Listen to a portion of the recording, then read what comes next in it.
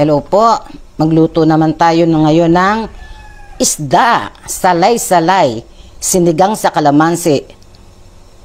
Kasi may, sinigang, may version ko yon, kalamansi ang ilalagay ko.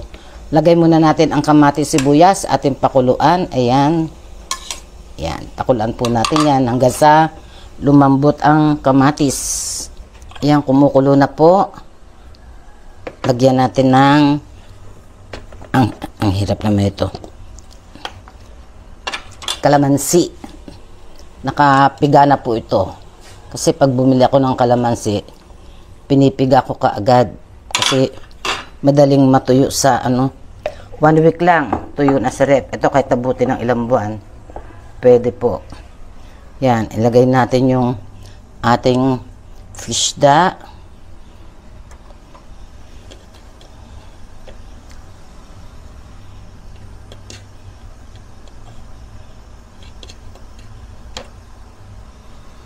Tatlong piraso lang. Sabay na natin yung ating sili, panigang, at lagyan na natin siya ng patis, pampalasa, panimpla. Yan po. Yung pong ating mga niluluto, kahit simple lang po ang ricado, pagpalagay ng kulang sa ricado, ano naman po yan eh, ang kinasasarap po ng niluluto natin na pagkain o ulam, nasa tamang timpla. Hindi matabang, hindi maalat. Yun po ang pagkakaalam ko. At may kahalong pagmamahal habang niluluto po yan. Yan. Pakuluin po natin. Lagay na po natin ang gulay na nilagay ko lang dito. Dalawang klase po. Optional naman yan. Kung anong gusto nyong ilagay na gulay, pagkatambak ang gulay, pwede yung, ang dami naman pong gulay. Ako, dalawang klase lang po. Labanos at sigarilyas. Yan. Sabay na natin yan. Optional talaga yung paglagay ng gulay sa ating mga sinigang. Pwedeng pechay, mustasa, kangkong, yan, talong, yan. Pero ako yan lang po. Yan lang po kasi yung kaya kong ubusin. Ayan, okay na. Lagyan natin ng konting MS. Ano yun? Ajinomoto. Ajinomoto, bitchin, MSG. Konti lang po yan. Po, Ajinomoto. Matagal ko pong gamitin yung isang yung isang sachet. Mga ilang luto, 5, ganyan. Tapos tikman po natin kung okay na sa alat, sa asim. Yan.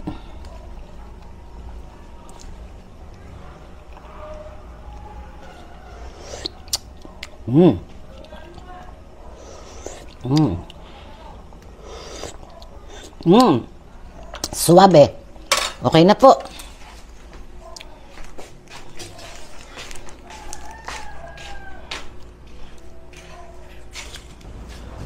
Yan, luto na po. Kain na po tayo. Ang init.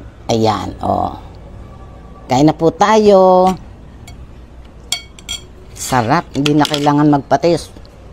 Kasi tama lang sa timpla. Sarap ng sabaw. Yan, iba-iba pong klase ng pagluluto natin ng sinigang. At marami pong optional ang paglalagay ng mga gulay. Kung anong gusto po ninyo, pwedeng ilagay.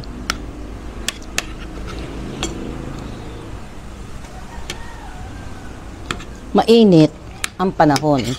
Pero mabuti kahit papano may hangin, no? Kaya hindi masyadong ramdam. Init,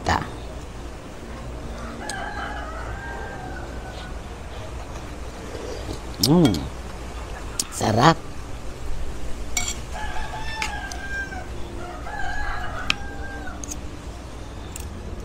Hindi muna ako gumamit ng ng sinigang sampalok granules yan.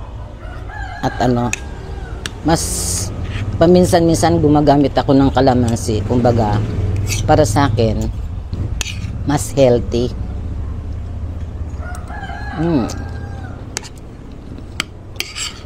Sarap.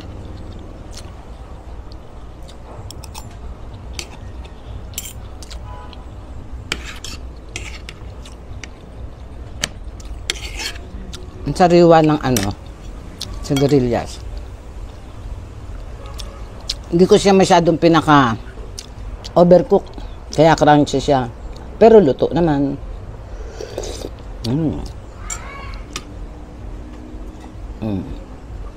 Hot.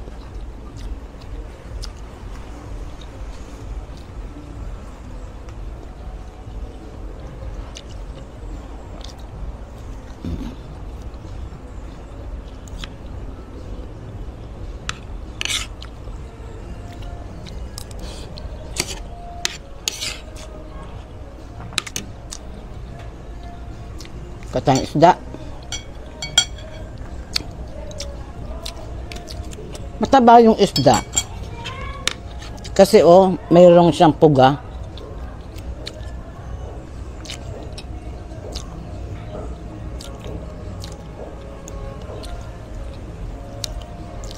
Balatan natin yung isda. Bihira akong makakita ng salay sa salay-salay sa palengke. Kaya nung makita ko siya kanina, galunggong sana eh.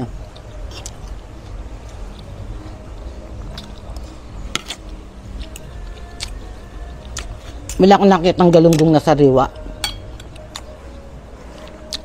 Ano siya? Kumbaga, alam nyo yun? Yung sa banyera.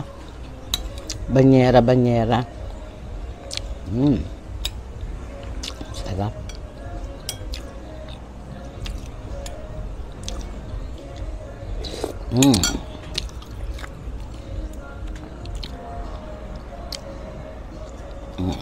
Sarap.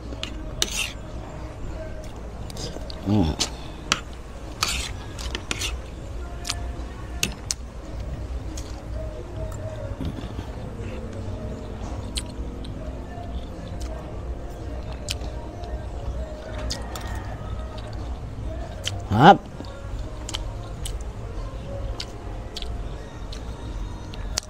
Yung salay, sariwan-sariwa talaga.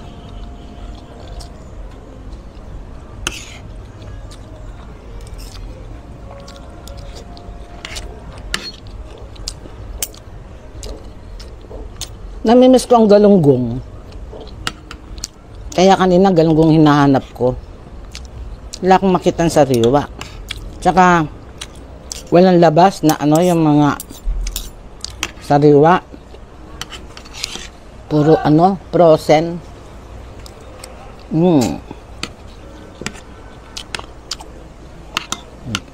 Sarap.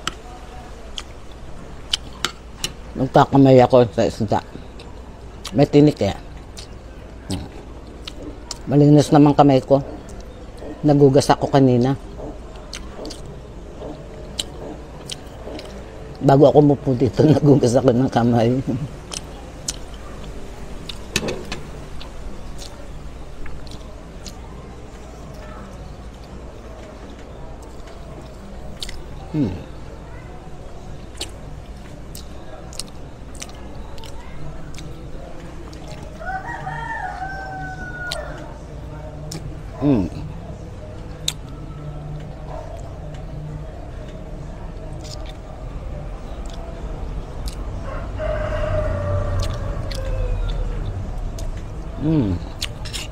Sarap talaga. Palibasa, bihira akong makapagluto ng ganitong luto. Kaya sarap na sarap ako. Sarap.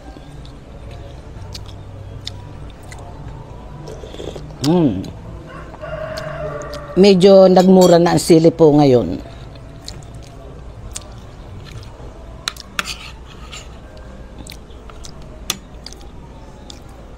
Sa tindahan, yung isang araw, sino ba yung nagsabi, 10 piso isang piraso. Tapos ng bandang huli, 3 ang isa. Kanina, kabili ako sa palengke, sa isang plastic, nakabalot-balot na 1, 2, 3, 4, 5, 6, 7, 10 piso.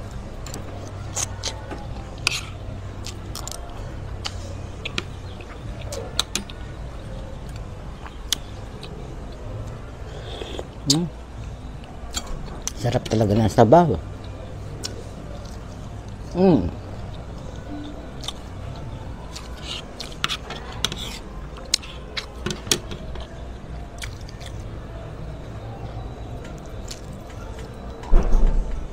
Hindi ko na ipakita sa inyo yung puga.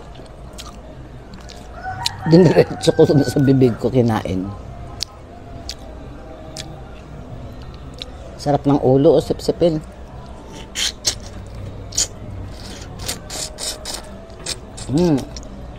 Sariwa kasi.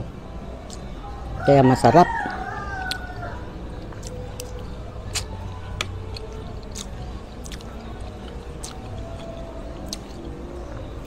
Ang plano ko kanina, galunggong, piprito ko, tapos sausawan ensaladang labanos. Matagal ko na rin namimiss yun yung ensaladang labanos. Tapos may prito kang isda.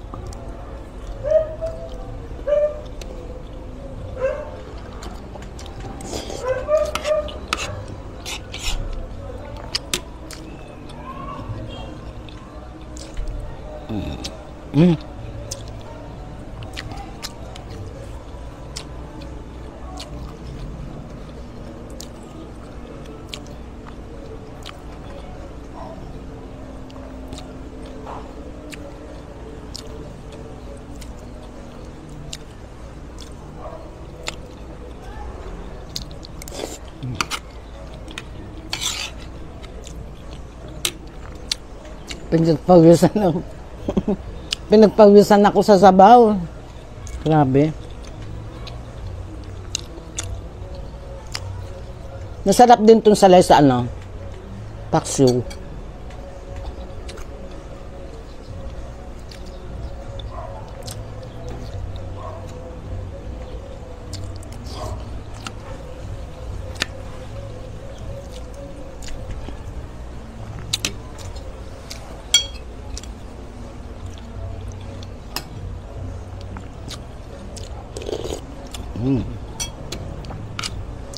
Minsan nakakabili ako yung mas maliit pa dito Pinapaksiw ko.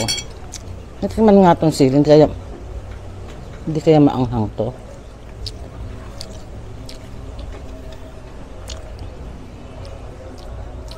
Medyo.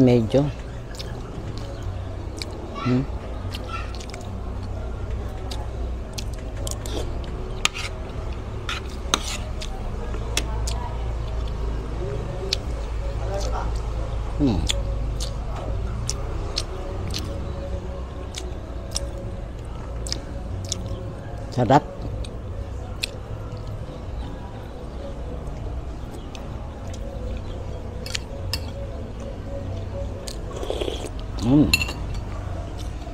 Anong sarap.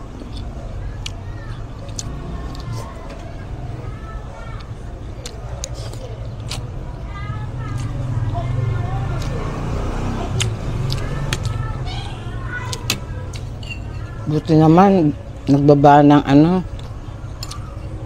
mga sili.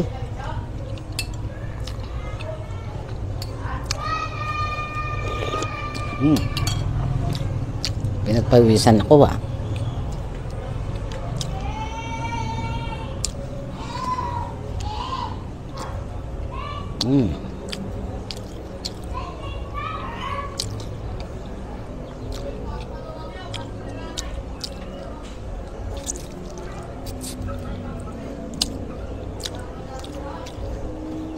Pati labanos sariwa.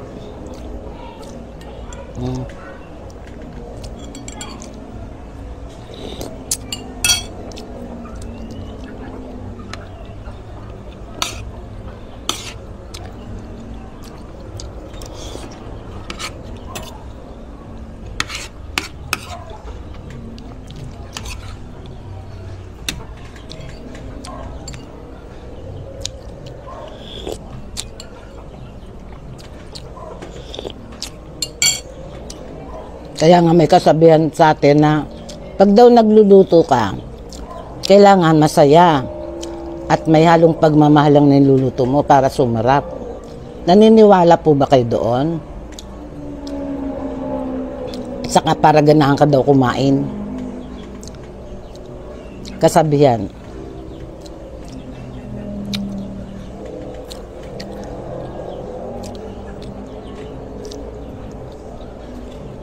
Kasabihan na may katotohanan. Ano po?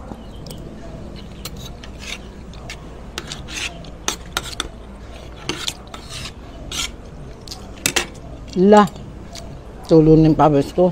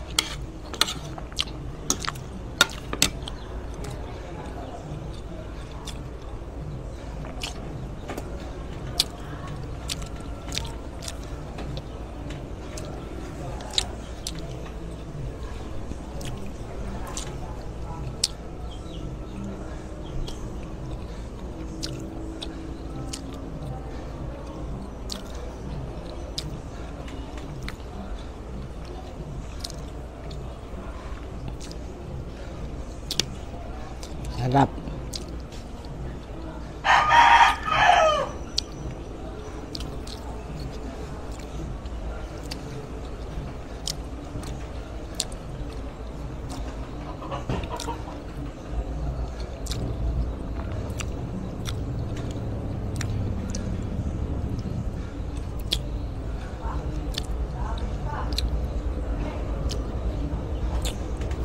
Ay, lumipad.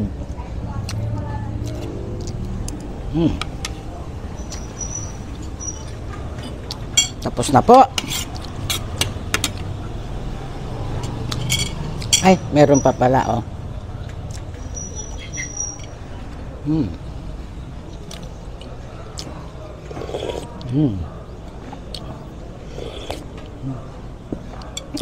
Sarap.